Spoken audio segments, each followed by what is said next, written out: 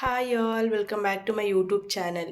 ಇವತ್ತಿನ ವಿಡಿಯೋದಲ್ಲಿ ನಾನು ತರಕಾರಿ ಸಾಗು ಹೇಗೆ ಮಾಡೋದು ಅಂತ ಹೇಳ್ಕೊಡ್ತಾ ಇದ್ದೀನಿ. ಸೊ ಸ್ಟಾರ್ಟ್ ಮಾಡೋಣ. ನೋಡಿ, ಮೊದಲಿಗೆ 1 kg ಆಗೋಷ್ಟು ಮಿಕ್ಸ್ ತರಕಾರಿ ತೊಗೊಂಡಿದ್ದೀನಿ ಕಟ್ ಮಾಡಿ.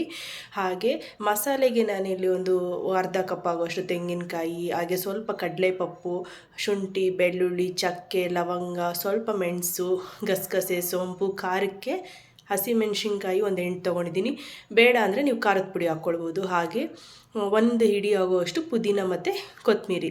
ಸೊ ಇದನ್ನು ಇವಾಗ ಫಸ್ಟು ಜಾರ್ಗೆ ಹಾಕೋಣ ಮಸಾಲೆ ರುಬ್ಕೊಳ್ಳೋದಕ್ಕೆ.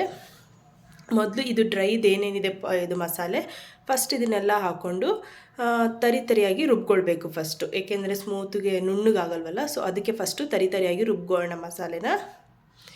ಈಗ ನೋಡಿ,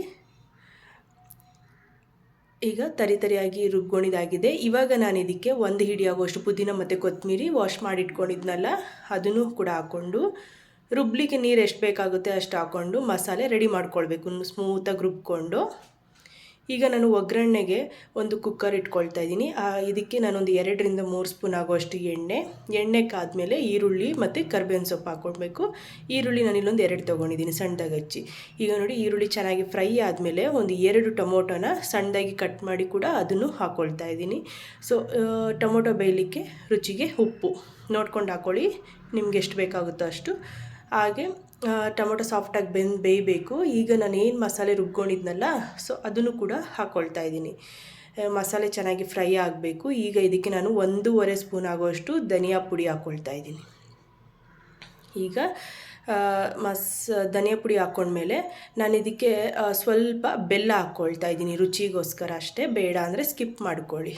ಸೊ ನೋಡಿ, ಸ್ವಲ್ಪ ಬೆಲ್ಲ ಹಾಕ್ಕೊಂಡು ಮಸಾಲೆನ ಫುಲ್ಲು ಎಣ್ಣೆ ಬಿಡೋ ಹಾಗೆ ಚೆನ್ನಾಗಿ ಬೇಯಿಸ್ಕೊಳ್ಬೇಕು. ಈಗ ಇದಕ್ಕೆ ನಾವೇನು ತರಕಾರಿ ಕಟ್ ಮಾಡಿ ಇಟ್ಕೊಂಡಿದ್ವಲ್ಲ, ಕ್ಯಾರೆಟ್, ಬೀನ್ಸ್, ಬಟಾಣಿ, ನೌಕೋಲು, ಸೀಮೆ ಬದನೆಕಾಯಿ, ಆಲೂಗಡ್ಡೆ, ಕ್ಯಾಪ್ಸಿಕಮ್, ಹೀಗೆ ನಿಮ್ಗೆ ಏನೇನು ಬೇಕೋ ಮಿಕ್ಸ್ ತರಕಾರಿ ಎಲ್ಲ ತೊಗೊಂಡು ಕಟ್ ಮಾಡಿ ಚೆನ್ನಾಗಿ ವಾಶ್ ಮಾಡಿ ಅದನ್ನು ಕೂಡ ಹಾಕ್ಕೊಂಡು ಒಂದು ಸಲ ಮಿಕ್ಸ್ ಮಾಡ್ಕೊಳ್ತಾ ಇದ್ದೀನಿ. ನೋಡಿ, ಹಾಗೆ ಗ್ರೇವಿ ಆಗಲಿಕ್ಕೆ ಎಷ್ಟು ನೀರು ಬೇಕಾಗುತ್ತೋ ಅಷ್ಟು ನೀರು ಹಾಕ್ಕೊಳ್ಬೇಕು.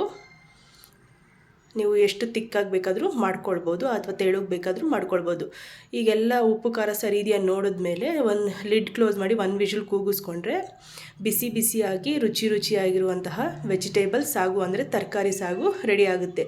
ಈಗ ನೋಡಿ, ಇದ್ರ ಮೇಲೆ ಸ್ವಲ್ಪ ಕೊತ್ತಂಬರಿ ಸೊಪ್ಪು ಹಾಗೆ ಕಸೂರಿ ಮೇಥಿ ಹಾಕಿದ್ರೆ ಸೂಪರಾಗಿರುವಂತಹ ರುಚಿಯಾಗಿರುವಂತಹ ವೆಜಿಟೇಬಲ್ ಸಾಗು ರೆಡಿ. ಈಗ ನಾನಿದಿಲ್ಲಿ ಇದನ್ನು ದೋಸೆಗೆ ಸರ್ವ್ ಮಾಡ್ತಾಯಿದ್ದೀನಿ. ನೀವು ಬೇಕಿದ್ರೆ ಪೂರಿ, ಚಪಾತಿ, ಹಾಗೆ ದೋಸೆ, ಇನ್ನೊಂದು ಏನಂತಂದರೆ ಗೀ ರೈಸ್ಗೂ ಕೂಡ best combination. Ghee rice plain ಆಗಿರುತ್ತಲ್ಲ, ಸೊ ಈ ಥರ ತರಕಾರಿ ಕುರ್ಮಾನ ವೆಜಿಟೇಬಲ್ಸ್ ಸಾಗು ಯಾವುದಾದ್ರು ಓಕೆ, ಈ ಥರ ಮಾಡಿಕೊಂಡು ತಿಂದರೆ ತುಂಬಾ ಟೇಸ್ಟಿಯಾಗಿರುತ್ತೆ, ತುಂಬ ಸ್ಪೈಸಿಯಾಗಿರುತ್ತೆ. ಎಲ್ಲರೂ ಟ್ರೈ ಮಾಡಿ ರೆಸಿಪಿ. Thank you.